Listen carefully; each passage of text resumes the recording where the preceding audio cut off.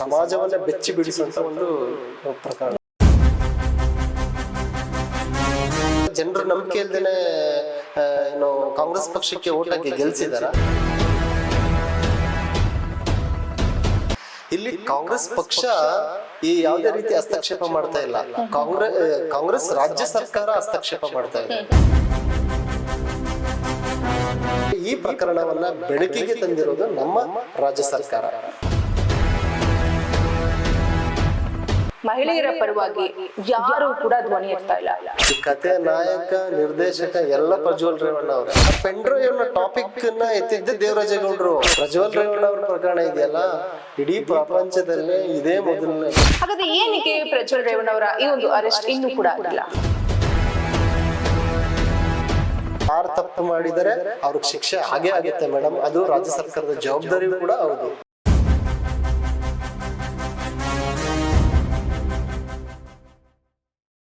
ಕಾಂಗ್ರೆಸ್ ಪಕ್ಷ ಅನ್ನೋದಾದ್ರೆ ಇಲ್ಲಿ ಶಿವರಾಮೇಗೌಡರ ಹೆಸರನ್ನು ತಗೊಂಡ್ರು ಅಂಡ್ ಶ್ರೇಯಸ್ ಗೌಡ ಅವರ ಹೆಸರನ್ನು ತಗೊಂಡ್ರು. ಅವರಿಬ್ಬರ ಹೆಸರನ್ನ ತಗೊಂಡಿದ್ದಾರೆ, ಓಕೆ. ಬಟ್ ಅವ್ರಿಗೆ ಡಿ ಕೆ ಶಿವಕುಮಾರ್ ಅವ್ರ ಮೇಲೇನೆ ಮತ್ತೆ ಸಿದ್ದರಾಮಯ್ಯ ಅವ್ರ ಮೇಲೇನೆ ಕಂಡಿದೆ ಅಲ್ಲ. ಸೊ ಇದಕ್ಕೆ ಅವ್ರು ಕರೆಕ್ಟ್ ಆಗಿ ಹೇಳ್ತಾ ಇದಾರೆ, ಇಲ್ಲ ಇದರ ಮೇನ್ ರೂವಾರಿ ಇವರೇ, ರಾಜ್ಯ ಸರ್ಕಾರನೇ. ರಾಜ್ಯ ಸರ್ಕಾರ ಮೋದಿಯ ಹೆಸರನ್ನ ಕಪ್ಪು ಚುಕ್ಕೆಯಾಗಿ ಬಿಂಬಿಸ್ಬೇಕು, ಈ ಮೈತ್ರಿ ಸರ್ಕಾರವನ್ನ ಹೊಡೆದಾಕ್ಬೇಕು ಅನ್ನೋ ಹೊಂಚಿಂದಲೇ ಮಾಡಿದ್ದಾರೆ. ಇದಕ್ಕೆ ಸೂಕ್ತ ಸಾಕ್ಷಿ ಆಧಾರಗಳು ನನ್ನ ಹತ್ರ ಇದೆ ಅಂತ ದಾಖಲೆ ಸಮೇತ ನಾನು ಪ್ರೂವ್ ಮಾಡ್ತೀನಿ ಅಂತ ಅಷ್ಟು ಧೈರ್ಯವಾಗಿ ಹೇಳ್ಕೊಳ್ತಾ ಇದ್ದಾರೆ. ಮೇಡಮ್ ಅವರು ಏನ್ ಅವ್ರ ಹತ್ರ ದಾಖಲೆಗಳಿದೆ ಅದನ್ನ SIT ಸಮಿತಿ ಅವರಿಗೆ ಕೊಡ್ಬೋದಲ್ವಾ? ಕೊಡ್ಲಿ. ಅದಕ್ಕೆ CBIಗೆ ಯಾಕೆ ಕೊಡ್ಬೇಕು? SIT ತನಿಖೆ ಮೇಲೆ ಇವ್ರಿಗೆ ನಂಬಿಕೆ ಇಲ್ಲ ಅಂತ. ನಂಬಿಕೆ ಇಲ್ಲ ಅಂತಂದ್ರೆ ಈತನ ನಂಬಿಕೆಯಿಂದ ಇವರು ಏನು ಪ್ರಕರಣವನ್ನ ಸರಿ ತಪ್ಪುಗಳನ್ನ ತಿಳಿಸ್ಬೇಕಾಗಿಲ್ಲ. ಅವರು ಸಮಿತಿ ರಚನೆ ಆಗಿದೆ ಆಲ್ರೆಡಿ, ದೊಡ್ಡ ದೊಡ್ಡ ಅಧಿಕಾರಿಗಳಿದ್ದಾರೆ. ಸೊ ಮಾಡ್ತಾರೆ. ಈಗ ರಾಜ್ಯ ಸರ್ಕಾರ ಜನರ ನಂಬಿಕೆ ಇಲ್ದೇನೆ ಏನು ಕಾಂಗ್ರೆಸ್ ಪಕ್ಷಕ್ಕೆ ಓಟ್ ಹಾಕಿ ಗೆಲ್ಸಿದಾರ. ಸೊ ಸರ್ಕಾರ ನಡೆಯುತ್ತೆ. ತಪ್ಪು ಸರಿ ಅನ್ನೋದು ವರದಿ ಬಿಡುಗಡೆ ಆದ ನಂತರ ಅದರದ್ದು ಕೂಡ ಒಂದು ಏನು ವಿಚಾರಣೆ ನಡೆದ ನಂತರ ಗೊತ್ತಾಗುತ್ತೆ. ಅದು ಪಕ್ಷಾತೀತವಾಗಿ ನೋಡಿದ್ರೆ ನೀವು ಹೇಳುತ್ತಿರುವಂತ ನಿಮ್ಮ ಪಕ್ಷದ ಪರವಾಗಿ ಮಾತಾಡ್ತೀರಾ. ಪಕ್ಷಾತೀತವಾಗಿ ಪಕ್ಷ ವಿರೋಧಿಯಾಗಿ ಮಾತಾಡೋದಾದ್ರೆ ಕಾಂಗ್ರೆಸ್ ಪಕ್ಷ ಮೇನ್ ಆಗಿ ಈ ಒಂದು ಪೆನ್ಡ್ರೈವ್ ಪ್ರಕರಣದಲ್ಲಿ ಸಿಲುಕಿರಬಹುದು. ಯಾಕೆ ಅನ್ನೋದಾದ್ರೆ JDS ಮತ್ತೆ ಬಿಜೆಪಿ ಮೈತ್ರಿಯನ್ನ ಹೊಡೆದಾಕ್ಬೇಕು ಅನ್ನೋ ಒಂದು ಹೊಂಚಿರ್ಬೋದು ರಾಜಕೀಯವಾಗಿ ನೋಡೋದಾದ್ರೆ. ಇಲ್ಲದೆ ಹೋಗಿದ್ರೆ ಕಾಂಗ್ರೆಸ್ ಪಕ್ಷ ಇದ್ರ ಬಗ್ಗೆ ಇನ್ವಾಲ್ವ್ ಆಗಲ್ಲ, ಇದ್ರಕ್ಕೂ ಕಾಂಗ್ರೆಸ್ ಪಕ್ಷಕ್ಕೂ ಏನು ಸಂಬಂಧ ಇರೋದಿಲ್ಲ ಅನ್ನೋದಾಗಿದೆ. ಏನಕ್ಕೆ ಶ್ರೇಯಸ್ ಗೌಡ ಅವರ ಮಧ್ಯಸ್ಥಿಕೆ ಬಂತು, ಇಲ್ಲಿ ಶಿವರಾಮೇಗೌಡ ಅವರ ಮಧ್ಯಸ್ಥಿಕೆ ಬಂತು? ಏನಕ್ಕೆ ಅವರು ಡೈರೆಕ್ಟ್ ಆಗಿ ದೇವರಾಜೇಗೌಡ ಹತ್ರ ಹೋಗ್ಬಿಟ್ಟು ಇದೆಲ್ಲ ಇಲ್ಲಿಗೆ ನಿಲ್ಸ್ಬಿಡಿ, ಮಾತುಕತೆಗೆ ಬರೋಣ, ಕ್ಯಾಬಿನೆಟ್ ಸ್ಥಾನವನ್ನ ಕೊಡ್ತೀವಿ, ಈ ತರ ಎಲ್ಲ ಏನಕ್ಕೆ ಮಾತಾಡ್ಬೇಕಾಗಿತ್ತು? ಸೊ ಇದಕ್ಕೆ ಪ್ರೂಫ್ ಇದೆ. ಒಂದು ಮೇಡಮ್, ಈ ಒಂದು ನಿಮ್ಗೆ ಕ್ಲಾರಿಫಿಕೇಶನ್ ಕೊಟ್ಬಿಡ್ತೀನಿ ಮೇಡಮ್. ಇಲ್ಲಿ ಈ ಪ್ರಕರಣದಲ್ಲಿ ಭಾಗಿಯಾಗ್ತಾ ಇರೋದು ಕರ್ನಾಟಕ ರಾಜ್ಯ ಸರ್ಕಾರ ಮೇಡಮ್. ಈ ಪ್ರಕರಣವನ್ನ ಬೆಳಕಿಗೆ ತಂದು ಏನು ಈಗಾಗ್ಲೇ ಒಬ್ಬ ಪ್ರಮುಖ ಆರೋಪಿ ರೇವಣ್ಣ ಅವ್ರನ್ನ HD ರೇವಣ್ಣ ಅವ್ರನ್ನ ಬಂಧಿಸಿದ್ದಾರೆ, ಅವರನ್ನ ವಿಚಾರಣೆಗೆ ಒಳಪಡಿಸಿದ್ದಾರೆ. ಇಲ್ಲಿ ಕಾಂಗ್ರೆಸ್ ಪಕ್ಷ ಈ ಯಾವುದೇ ರೀತಿ ಹಸ್ತಕ್ಷೇಪ ಮಾಡ್ತಾ ಇಲ್ಲ. ಕಾಂಗ್ರೆಸ್ ರಾಜ್ಯ ಸರ್ಕಾರ ಹಸ್ತಕ್ಷೇಪ ಮಾಡ್ತಾ ಇದೆ. ಇಲ್ಲಿ ರಾಜ್ಯ ಸರ್ಕಾರ ಹಸ್ತಕ್ಷೇಪ ಮಾಡ್ತಾ ಇರೋದು ಒಂದು. ನೀವೇನು ಶ್ರೇಯಸ್ ಪಾಟೀಲ್ ಅವರು ಅಂತ ಹೇಳಿದ್ರಲ್ಲ, ಅವರು ಏನು ಪ್ರಜ್ವಲ್ ರೇವಣ್ಣ ಅವರ ಪ್ರತಿಸ್ಪರ್ಧಿ. ಸೊ ಪ್ರತಿಸ್ಪರ್ಧಿ ಏನಂತಂದ್ರೆ ದೇವರಾಜೇಗೌಡರಿಗೆ ಎಲ್ಲಿ ನನ್ನ ಮೇಲೆ ನನ್ನ ಕಡೆ ತಿರುಗ್ಬಿಡುತ್ತೋ ಅನ್ನೋ ಬೈಕ್ ಏನ್ ಮಾಡ್ತಾ ಇದ್ದಾರೆ. ಒಬ್ಬ ಪ್ರಜ್ವಲ್ ರೇವಣ್ಣ ಅವರ ಪ್ರತಿಸ್ಪರ್ಧಿ ಶ್ರೇಯಸ್ ಪಾಟೀಲ್ ಅವರ ವಿರುದ್ಧವಾಗಿ ಆರೋಪಗಳನ್ನ ಮಾಡ್ತಾ ಇದ್ದಾರೆ. ಈಗ ಮೋಸ್ಟ್ ಸೀನಿಯರ್ ಲೀಡರ್ ಶಿವರಾಮೇಗೌಡರು ಅವರು HD ರೇವಣ್ಣ ಅವರು ವಿದೇಶದಲ್ಲಿ ಯಾವ ರೀತಿ ನಡ್ಕೊಂಡಿದ್ರು, ಅವ್ರು ಯಾವ್ಯಾವ ರೀತಿ ಎಲ್ಲ ಸಮಸ್ಯೆಗಳನ್ನ ಎದುರಿಸಿದ್ರು, ಮತ್ತೆ ಅವ್ರ ಬಗ್ಗೆ ಪತ್ರಿಕೆಗೋಷ್ಠಿಗಳಲ್ಲಿ ಏನು ಸುದ್ದಿ ಮಾಧ್ಯಮಗಳಲ್ಲಿ ಈಗಾಗಲೇ ಸಾಕಷ್ಟು ಬಹಿರಂಗವಾಗಿ ಹೇಳಿಕೆಗಳನ್ನ ಕೊಟ್ಟಿದ್ದಾರೆ.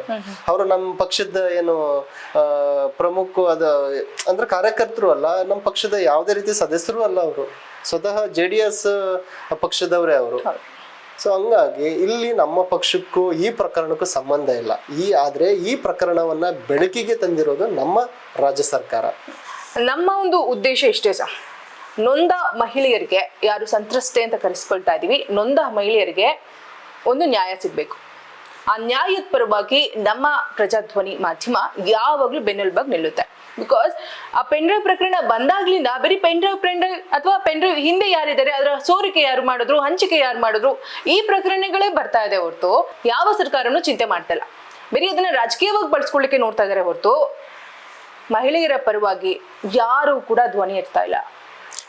ಇಲ್ಲ ಮೇಡಮ್, ಮಹಿಳೆಯರ ಹಿತದೃಷ್ಟಿಯಿಂದಲೇ ಅತ್ಯಂತ ವೇಗವಾಗಿ ಒಂದು ಸಮಿತಿಯನ್ನು ರಚನೆ ಮಾಡಿ ತನಿಖೆಯನ್ನು ಪ್ರಾರಂಭ ಮಾಡಿಸಿದ್ದು ಮಹಿಳಾ ಆಯೋಗ.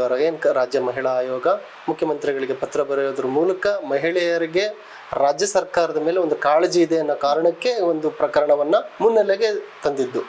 ನಿಮಗೆ ತಿಳಿದಿದೆ, ನಮ್ಮ ರಾಜ್ಯ ಸರ್ಕಾರ ಮಹಿಳೆಯರ ಸಬಲೀಕರಣಕ್ಕೋಸ್ಕರ ಏನು ಗ್ಯಾರಂಟಿ ಯೋಜನೆಗಳ ಮೂಲಕ ಗೃಹಲಕ್ಷ್ಮಿ ಮತ್ತು ಶಕ್ತಿ ಯೋಜನೆಗಳು ಮತ್ತು ಅವ್ರ ಸಬಲೀಕರಣಕ್ಕೆ ಈಗಾಗಲೇ ಸಾಕಷ್ಟು ಒತ್ತನ್ನು ಕೊಡ್ತಾ ಇದೆ.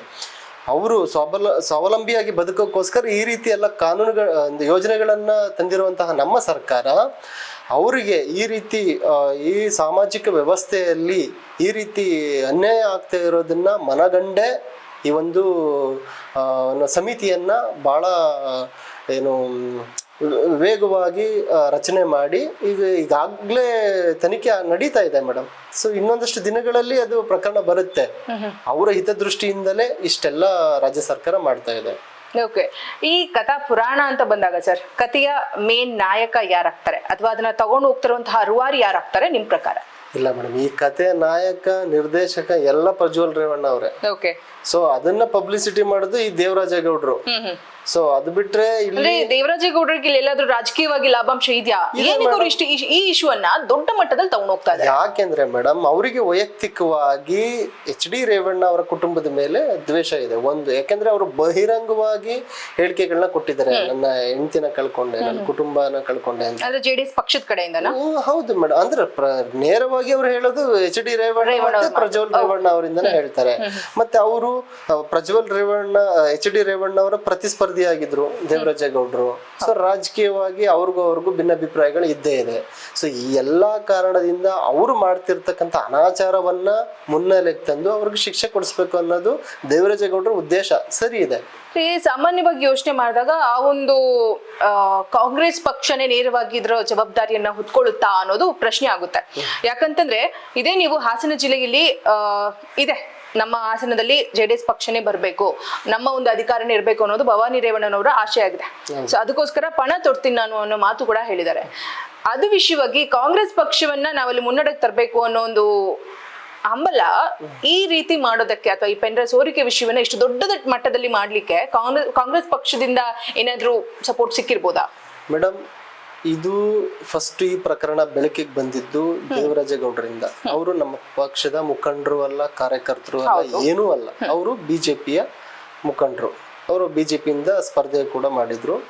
ಸೊ ಇನ್ನೊಂದು, ನಾವು ಈ ಪ್ರಕರಣ ರಾಜಕೀಯವಾಗಿ ಬಳಸ್ಕೊಳ್ಳೋದೇ ಆಗಿದ್ರೆ ಚುನಾವಣೆ ಪೂರ್ವದಲ್ಲೇ, ಒಂದು ವಾರದ ಪೂರ್ವದಲ್ಲೇ ನಾವೇನ್ ಮಾಡ್ತೀವಿ, ಈ ಪ್ರಕರಣವನ್ನ ಮುನ್ನೆಲೆಗೆ ತಂದು ರಾಜಕೀಯ ಪಕ್ಷದಿಂದನೇ ಬಂದಿದ್ದು ಅನ್ನೋದು ಕನ್ಫರ್ಮೇಶನ್ ಸಿಗ್ತೈತಲ್ಲ ಸರ್? ಇಲ್ಲ ಮೇಡಮ್, ಯಾಕೆ ಅಂತಂದ್ರೆ ಇದ್ರ ಹಿಂದೆನೂ ಕೂಡ ಪೆನ್ಡ್ರೈವ್ ಅನ್ನೋ ಟಾಪಿಕ್ ನ ಎತ್ತಿದ್ದೆ ದೇವರಾಜೇಗೌಡರು. ಅವಾಗ ನಮ್ಮ ಪಕ್ಷದವರು ಯಾವ ಒಬ್ಬ ಕಾರ್ಯಕರ್ತನು ಇದ್ರ ಬಗ್ಗೆ ಮಾತಾಡಿಲ್ಲ. ನೀವೆಲ್ಲಾದ್ರೂ ನೋಡಿದೀರಾ?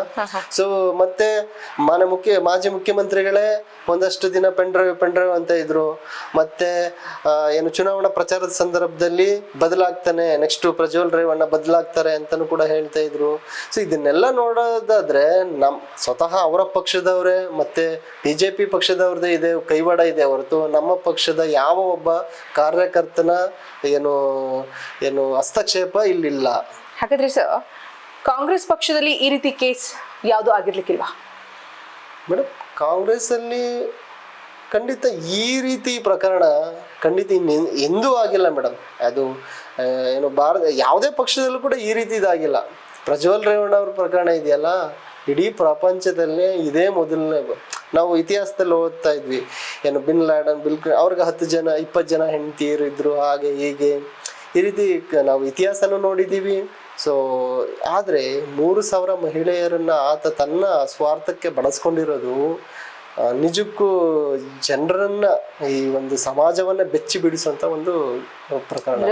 ಅಷ್ಟು ವಿಡಿಯೋ ಹಾಸನದ ಪ್ರತಿಯೊಂದು ಮನೆಗೂ ಈ ಒಂದು ಪ್ರಕರಣಗಳು ತಲುಪಿದೆ ಅನ್ನೋಷ್ಟು ಮಟ್ಟಿಗೆ ಮೇನ್ ರೂವಾರಿ ದೇವರಾಜೇಗೌಡರು ಅಂತೀರಾ ನೀವು? ಖಂಡಿತ ಮೇಡಮ್. ಯಾಕೆ ಅಂತಂದ್ರೆ ಅವರೇ ಬಹಿರಂಗವಾದಾಗಿ ಹೇಳಿಕೆಗಳನ್ನ ಕೊಡ್ತಾ ಇದ್ರು, ಸುದ್ದಿಗೋಷ್ಠಿಗಳನ್ನ ಮಾಡ್ತಾ ಇದ್ರು. ನನ್ನ ಉದ್ದೇಶ ಏನು ಪ್ರಜ್ವಲ್ ರೇವಣ್ಣ ಮಾಡಿರೋದಕ್ಕೆ ಶಿಕ್ಷೆ ಕೊಡಿಸ್ಬೇಕು, ಮತ್ತೆ ಅವ್ರನ್ನ ಏನು ಕ್ಲೀನ್ ಮಾಡ್ಬೇಕು ಅಂತ ಹೇಳ್ತಾರೆ. ನಮ್ಗೆ ಇಲ್ಲಿ ಒಂದು ಕನ್ಫ್ಯೂಷನ್ ಏನು ಅಂತಂದ್ರೆ, ರಾಜ್ಯ ಸರ್ಕಾರಕ್ಕೆ ಟೋಟಲ್ ಹಿಡಿತಾ ಇದೆ, ಏನ್ ಬೇಕಾದ್ರೂ ಮನ್ಸ್ ಮಾಡ್ಬೋದು. ಹಾಗಾದ್ರೆ ಏನಕ್ಕೆ ಪ್ರಜ್ವಲ್ ರೇವಣ್ಣ ಅವರ ಈ ಒಂದು ಅರೆಸ್ಟ್ ಇನ್ನೂ ಕೂಡ ಆಗಿಲ್ಲ? ಮೇಡಮ್ ಇಲ್ಲ ಮೇಡಮ್, ಆ ಪ್ರಯತ್ನದಲ್ಲೇ ಇದ್ದಾರೆ. ಈಗ ಮೇಡಮ್, ಈಗ ನೋಡಿ ದೊಡ್ಡ ಈಗ ಬಿನ್ ಲ್ಯಾಡನ್ ಅಂತ ಏನು ವ್ಯಕ್ತಿಗಳನ್ನ ಹಿಡಿಲಿಕ್ಕೆ ದೇಶಗಳೇ ಬಹಳ ಶ್ರಮ ಪಟ್ಟಿದ್ದಾವೆ. ಸೊ ತುಂಬಾ ಕಷ್ಟ ಇದೆ ಮೇಡಮ್, ಅಷ್ಟು ಸುಲಭವಾಗಿ ಸಿಗಲ್ಲ. ಆದ್ರೆ ಇವರು ವಿದೇಶಕ್ಕೆ ಹೋಗಿದ್ದಾರೆ. ಈಗಾಗಲೇ ಅವರು ಏನು ಪ್ರಧಾನಮಂತ್ರಿಗಳ ಸಹಾಯವನ್ನು ಕೇಳಿದ್ದಾರೆ. ಯಾಕಂದ್ರೆ ಕೇಂದ್ರ ಸರ್ಕಾರ ಪಾಸ್ಪೋರ್ಟ್ ಸಂಬಂಧಪಟ್ಟಂತೆ ಅವರೇ ಹೆಚ್ಚಿನ ಜವಾಬ್ದಾರಿಗಳಿರೋದ್ರಿಂದ ಅವರು ನಮ್ಮ ಮನೆ ಮುಖ್ಯಮಂತ್ರಿಗಳು ಪತ್ರವನ್ನು ಬರೆದಿದ್ದಾರೆ. ನಮ್ಗೆ ಈ ಒಂದು ಅವರ ಪಾಸ್ಪೋರ್ಟ್ ಅನ್ನ ರದ್ದು ಮಾಡಿ ಅವರನ್ನ ಈ ಕೂಡಲೇ ಏನು ನಮ್ಗೆ ಕಸ್ಟಡಿಗೆ ತಗೊಳ್ಳೋಕೆ ಅನುಕೂಲ ಮಾಡಿಕೊಡಿ ಅಂತ ಅಂದ್ಬಿಟ್ಟು ಪ್ರಧಾನಮಂತ್ರಿಗಳಿಗೆ ಏನು ಮನೆ ಮುಖ್ಯಮಂತ್ರಿಗಳು ಪತ್ರವನ್ನು ಬರೆದಿದ್ದಾರೆ. ಆಯ್ತಾ, ಅವ್ರು ಬಂದು ಅವರು ನಮ್ಮ ದೇಶಕ್ಕೆ ಬರ್ತಾ ಇದ್ದಾಗಲೇ ಅವ್ರನ್ನ ಬಂಧಿಸಿ ಅವರನ್ನ ವಿಚಾರಣೆಗೆ ಒಳಪಡಿಸ್ತಾರೆ. ನಾನು ಅನ್ಕೊಳ್ಳೋದು ಈಗ SIT ತನಿಖೆಗೆ ಇನ್ನೂ ಕೂಡ ವರದಿಗಳು ನಾಳೆ ಇವತ್ತು ಅರೆಸ್ಟ್ ಮಾಡ್ತೀವಿ, ನಾಳೆ ಅರೆಸ್ಟ್ ಮಾಡ್ತೀವಿ ಅಂತ ಇದ್ದಾರೆ. ಹಾಗಾದ್ರೆ ಈ ಪೆನ್ಡ್ರೈವ್ ಸೋರಿಕೆಯನ್ನ ಯಾರು ಮಾಡಿದ್ದಾರೆ ಅಂತ ಇನ್ನೂ ತಿಳ್ಕೊಳ್ದೆ ಇರುವಂತಹ ಸರ್ಕಾರ ನಮ್ಮ ರಾಜ್ಯ ಸರ್ಕಾರ ಆಗಿದೆಯಾ? ಬಿಕಾಸ್ ಮನ್ಸು ಮಾಡಿದ್ರೆ ಒಂದೇ ದಿನಕ್ಕೆ ಆ ಪೆನ್ಡ್ರೈವ್ ಯಾರಿಂದ ಸೋರಿಕೆ ಆಯ್ತು ಪ್ರಕರಣ ಭೇದಿಸೋದ್ರಲ್ಲಿ ನಮ್ಮ ಪೊಲೀಸರು ಸಪೋರ್ಟ್ ತಗೊಳ್ಬೇಕಾಗಿತ್ತು. ಬಿಕಾಸ್ ನಮ್ಮ ರಾಜ್ಯ ಪೊಲೀಸ್ ಅಷ್ಟು ಶಾರ್ಪ್ ಆಗಿದ್ದಾರೆ. ಸೊ ಅಂತವ್ರು ಏನಕ್ಕೆ ಇನ್ನೂ ಕೂಡ ಯಾರು ಬೆಳಕಿಗೆ ತಂದಿದ್ದು, ಯಾರು ಆ ಪೆನ್ಡ್ರೈವಿನ ಹಂಚಿಕೆ ಮಾಡಿದ್ದು ಮನೆಗೆ? ಬಿಕಾಸ್ ಅದ್ರಲ್ಲಿ ಸಂತ್ರಸ್ತರಿದ್ದಾರೆ, ಯಾವುದೇ ಮುಖವನ್ನ ಬ್ಲರ್ ಮಾಡಿಲ್ಲ, ಏನು ಯೋಚನೆ ಮಾಡಿದೆ ಅಷ್ಟು ಈಸಿಯಾಗಿ ಹಂಚಿದಾರೆ. ಅವ್ರನ್ನ ಏನಕ್ಕೆ ಇನ್ನು ಫೈಂಡ್ ಔಟ್ ಮಾಡ್ತಾ ಇಲ್ಲ? ಇಲ್ಲ ಮೇಡಮ್, ಯಾಕೆಂತಂದ್ರೆ ಈಗ ಒಂದು ಸಮಿತಿಲಿ ಇರೋರೆಲ್ಲರೂ ಕೂಡ ದೊಡ್ಡ ಪೊಲೀಸ್ ಅಧಿಕಾರಿಗಳೇ, ನಮ್ಮ ಕರ್ನಾಟಕ ಪೊಲೀಸ್ ಇಲಾಖೆ ಅಧಿಕಾರಿಗಳೇ ಅಲ್ಲಿರುವಂತದ್ದು.